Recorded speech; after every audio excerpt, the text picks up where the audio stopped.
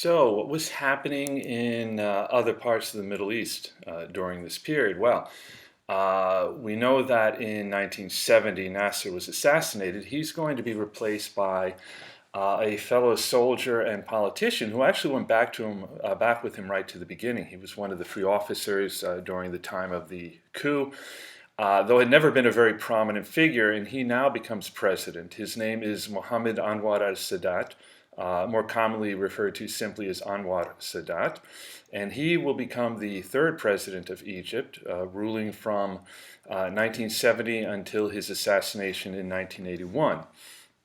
And so he will eventually go on to make peace with Israel, and in fact that ends up being his undoing. That greatly upsets certain fundamentalist organizations such as the Egyptian Islamic Jihad, and one of its members ends up assassinating him. But before that happens, and certainly at the time that he took office as president, peace did not look like something looming on the horizon. Right from the beginning, his primary goal with respect to Israel was to get back Sinai.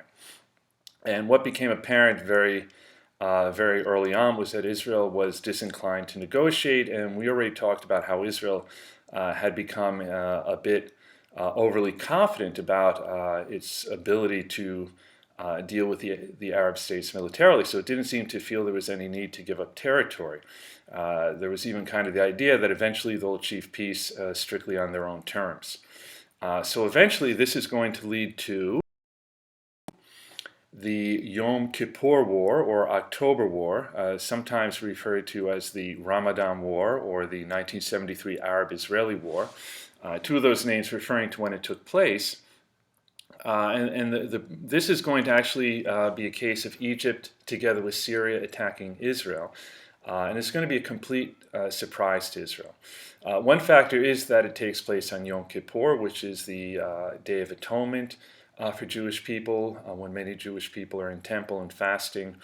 And so, obviously not a good time. Be kind of like, when the colonial Americans attacked the British on Christmas. Right, so that was part of it, but really ultimately the main thing was that again Israel had really come to believe that the Arab states wouldn't even dare to militarily attack Israel, and the point of the war, by the way, and well, I should note also, it's been debated whether the fact that the attack took place on Yom Kippur was in a way coincidental, had more to do with the kind of weather conditions, so forth, as being ideally suited to launching an attack. But in any event, the purpose of the attack, and this was all orchestrated by Sadat, was really just to force Israel to come to the negotiating table. So it's kind of feeling like, we have to show that we can pose a military threat.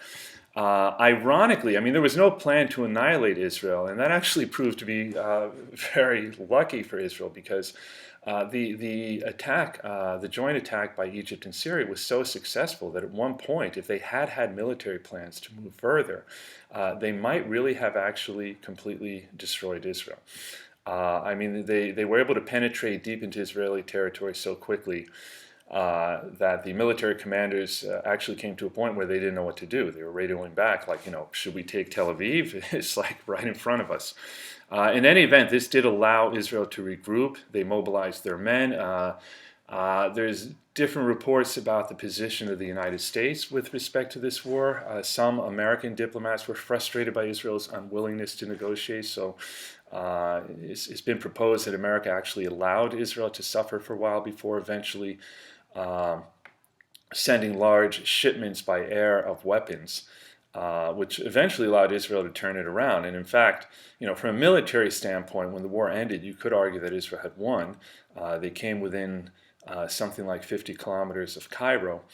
But, recalling again what the point of the war was, right? To force Israel to the negotiating table. From that point of view, it definitely was an Egyptian victory. And that will eventually lead to the Camp David Accords, right? Camp David is a kind of country retreat for the U.S. president. So very often if the United States is mediating negotiations between two parties, he might take them there, hence the name Camp David Accords. At this time, the president of the United States was Jimmy Carter. And so eventually he's going to persuade Anwar Sadat and Menachem Begin to negotiate.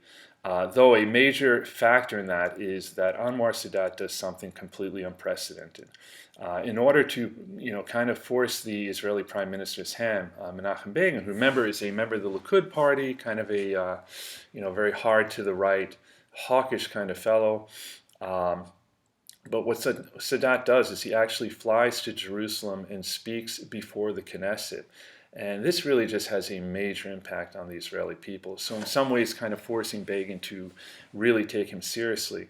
Among other things, this constitutes kind of tacit recognition of Jerusalem as the capital of Israel, something that up until that point was not recognized, never mind by the Arab states, but internationally.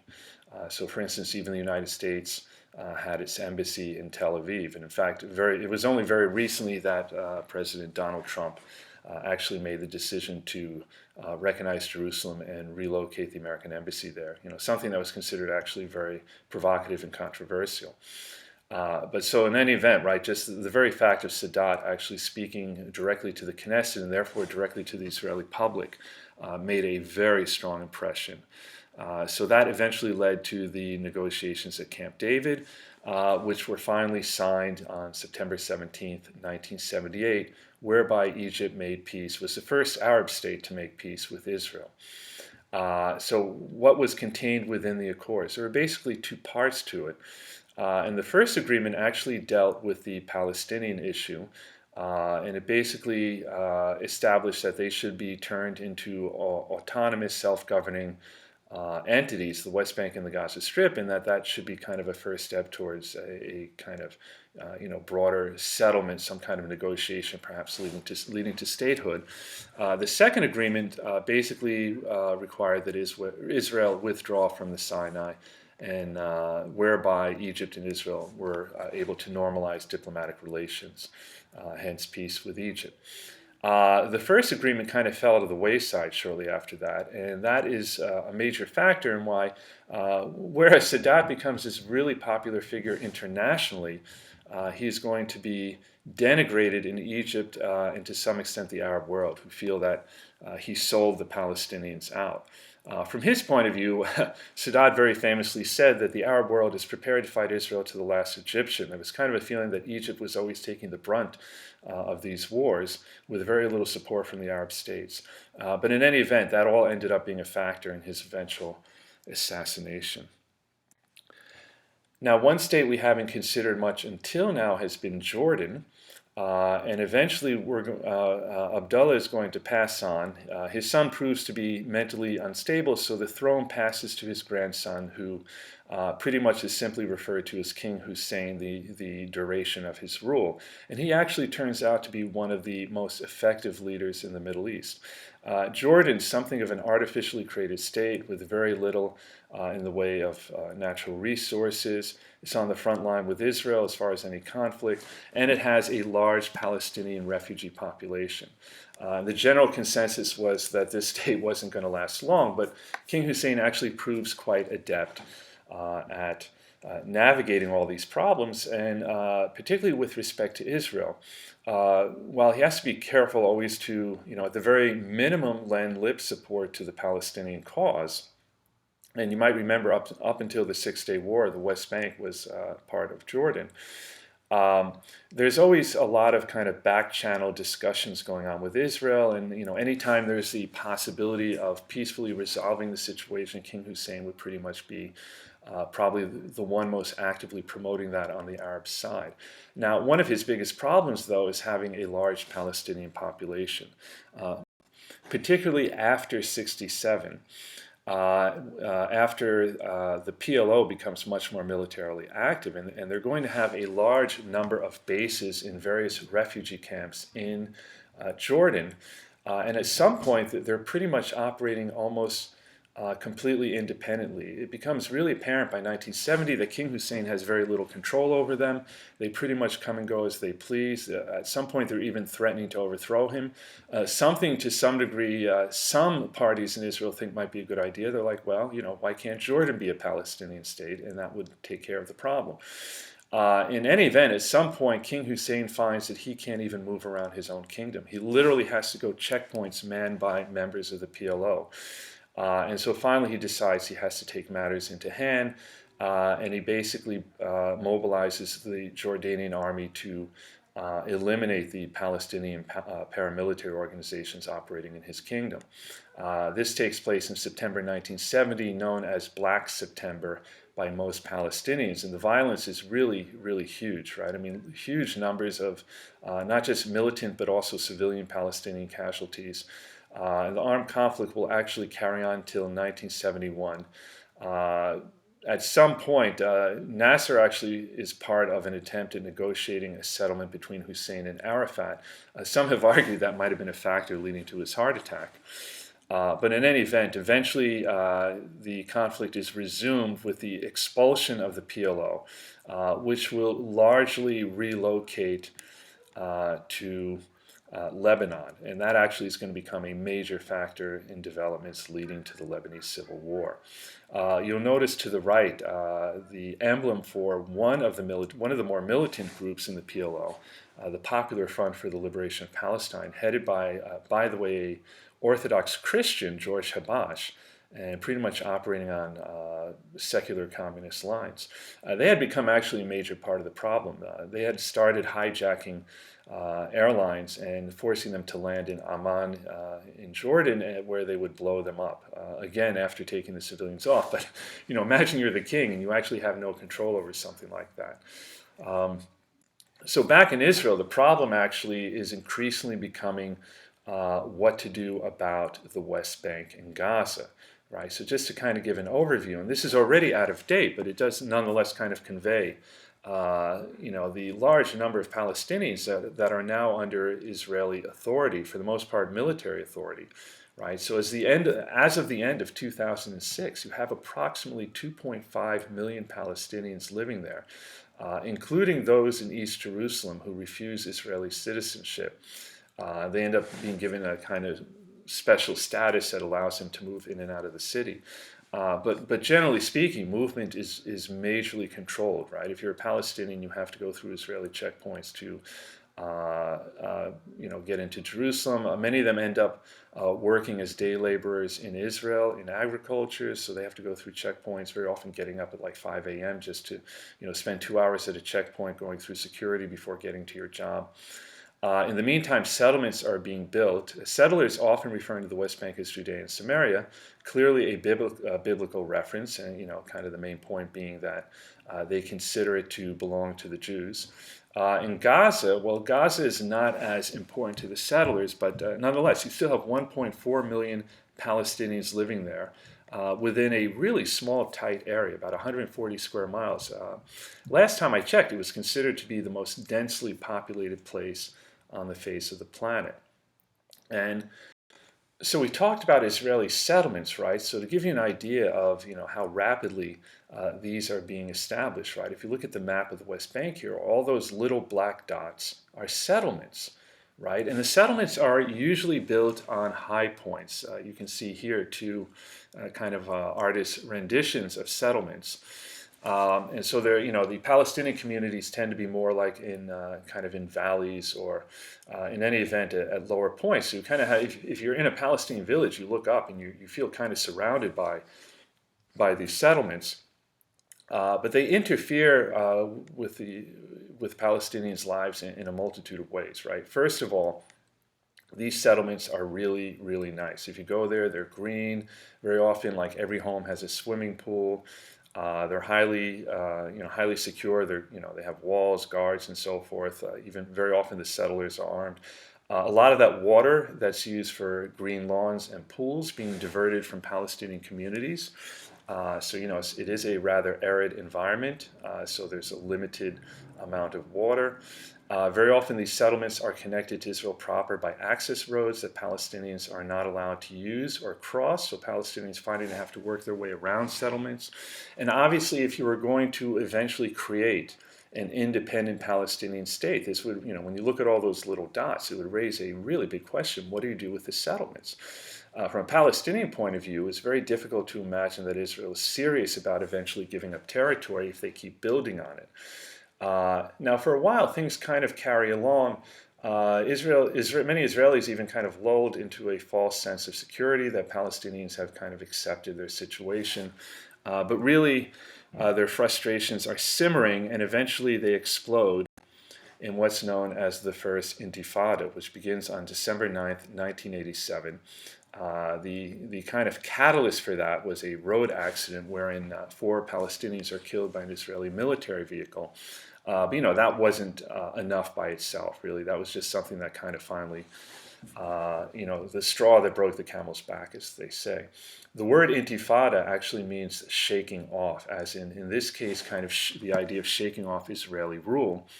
And it really is a grassroots movement. Not only are Israelis taken by surprise by this, the PLO, which by this time had relocated to Tunisia, and we'll get to that when we look at developments in Lebanon, didn't see it coming at all, right? This is really happening at the grassroots level. It's effectively a revolution of civil disobedience, which does sometimes become more violent from the Palestinian side, but mostly it's one of civil disobedience. In some ways designed to make Israel look much the enemy internationally, right? So you'd have these scenes on the news of Israeli soldiers, firing into crowds of young people who were wielding nothing more dangerous than stones, which obviously can hurt. But I mean, it very, very much came across as a kind of disproportionately violent response. The number of casualties, just huge on the Palestinian side compared to the Israeli side. And this carries on for quite a while, for around 4 years, until eventually subsiding in 1991. And that kind of ties in with the first Gulf War, where the United States formed a coalition involving many Arab states against Iraq, and then tried to use that as a kind of springboard to bring about some kind of negotiation that would lead to a settlement, right? The final end of the Intifada was in 1993 with the signing of the Oslo Accords and the creation of the Palestinian National Authority. So before we get to the Oslo Accords, there was this attempt by the United States to set up a conference so that that would involve all of the states of the Middle East, again, taking advantage of the fact that they had formed this coalition with Iraq. So there was, kind of a feeling like, why not just keep the momentum going? So the conference would be held in Madrid, the Madrid Peace Conference, and it would be co-sponsored by the United States and the not yet dissolved Soviet Union. Convened on October 30th, 1991, and lasted for 3 days. And really didn't get anywhere, right? Just kind of a lot of recriminations, pointing of fingers, and so forth. But unbeknownst to many, while this was happening, secret negotiations were taking place elsewhere.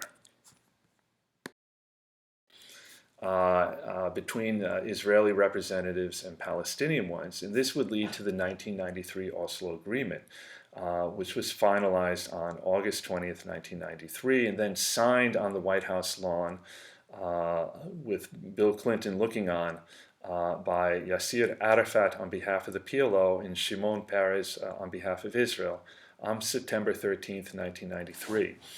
I had the good pleasure actually of being in Jericho, the city of Jericho, which is in the West Bank, almost entirely Palestinian community. It was a very exciting moment. There was a lot of, shall we say, guarded optimism in the air that this might actually succeed. And so the basic idea with the Oslo Agreement was that negotiations would proceed in stages. Right, so there, the idea that this would help to build trust. So called for first the withdrawal of Israeli forces from certain parts of the Gaza Strip and West Bank, particularly those areas that had large Palestinian towns and villages, and that then there would be created kind of some kind of governing body, Palestinian self-governing body, that would cooperate with Israel in terms of security, and then negotiations would continue as they looked for the settlement of what were designated as kind of the permanent issues that needed to be resolved. The final status of Jerusalem, obviously very important religiously to both Jews and Muslims, but also Christians. What to do about all the Palestinian refugees that were scattered across the world, particularly in the other Arab countries, and finally what to do about Israeli settlements in terms of whether some might be allowed to remain, what would be the final borders, and so forth, and the idea that they would try to negotiate this over the next 5 years. Well, as we know, that didn't work out, and eventually growing frustration, particularly on the Palestinian side, would lead to the Second Intifada, sometimes called the Al-Aqsa Intifada because it started on the Haram al-Sharif. This began in September 2000, 7 years after the end of the First Intifada, and kind of faded out eventually, but really, in some ways, the negotiations never, some kind of a negotiation towards peace will never really get back on track. And so here you can see the Al-Aqsa Mosque, which is the structure at the far end of the Haram al-Sharif. The one in the center is the Dome of the Rock, which actually isn't a mosque. The one with the gray dome, that would be the Al-Aqsa Mosque. But in any event, negotiations never really get back on track until today, right? I mean, I think this is pretty obvious if you're watching the news at all.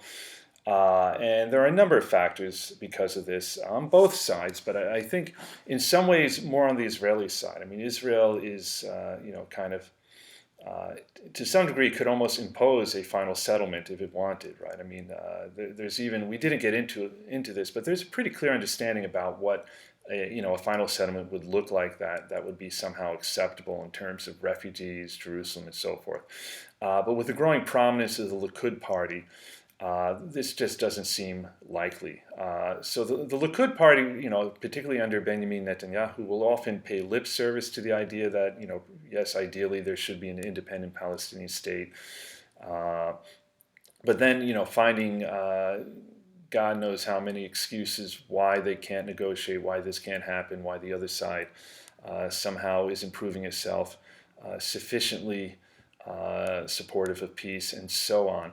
Now, on the Palestinian side, one factor is going to be the rise of Hamas, which started out as an offshoot of the Muslim Brotherhood around the time that the First Intifada broke out in 1987. Actually was initially supported by Israel, but at that time kind of more a social organization. Israel saw it as a kind of counter to the PLO. But then eventually becoming much more militant. And on the face of it, they definitely don't seem particularly open to compromise with Israel. Their charter indicates the aim to liberate all of Palestine, inclusive of what is present-day Israel, and to create an Islamic state in the area. Having said that, first of all, there are different factions within Hamas, and very often they have indicated a willingness to, for instance, accept a 99-year truce with Israel, conditional, for instance, on the return of Palestinian refugees. So, you can always get creative, right, about how to get around stated principles. But, in some ways, the problem with the rise of Hamas hasn't been its interaction with Israel, but more its interaction with Fatah. Now, Fatah, as you might recall, was probably the dominant militant group in the PLO, and ends up becoming pretty much the definitive militant group with respect to the Palestinian National Authority. And so in January 2006, an election is held, and Hamas wins a decisive victory. By the way, and I would argue this isn't necessarily because Palestinians necessarily supported their Islamic agenda, but was more a reaction against corruption and frustration with Fatah. But in any event, Fatah, Israel, and to some degree the international community refused to accept the results, and eventually managed to have Hamas ousted from the West Bank. They did end up controlling Gaza, but West Bank remains under the control of Fatah, though ultimately under the control of Israel. Gaza technically independent, but Israel controls everything that goes in and out, and pretty much goes into Gaza whenever it deems it necessary, including militarily. So you can decide whether that really constitutes independence. But in any event, it also does create a problem on the Palestinian side that they're disunited. And so, if you were going to negotiate with the Palestinians, who are you negotiating with? Fatah, Hamas? If you make a settlement with Fatah, but Hamas rejects it, what does that mean, and so forth? This is a good place to stop. I might send you an article or two about more recent developments with respect to the Israelis and Palestinians, but Suffice it to say that maybe the one thing we could add here, things haven't changed that much. Settlements have continued to expand. We could add that increasingly there has been talk of Israel just simply annexing the West Bank and making it part of Israel. So I think it's kind of an interesting thought. What would that actually mean for the roughly probably now 3 million Palestinians living in the West Bank? If they were granted full citizenship, then Israel would no longer be a Jewish majority state. But if they're not granted citizenship, then it's kind of hard to say that in some way Israel constitutes a legitimate democracy, right? So this is, kind of something interesting to think about. We'll stop there. And anyway, it's very nice having you for this journey.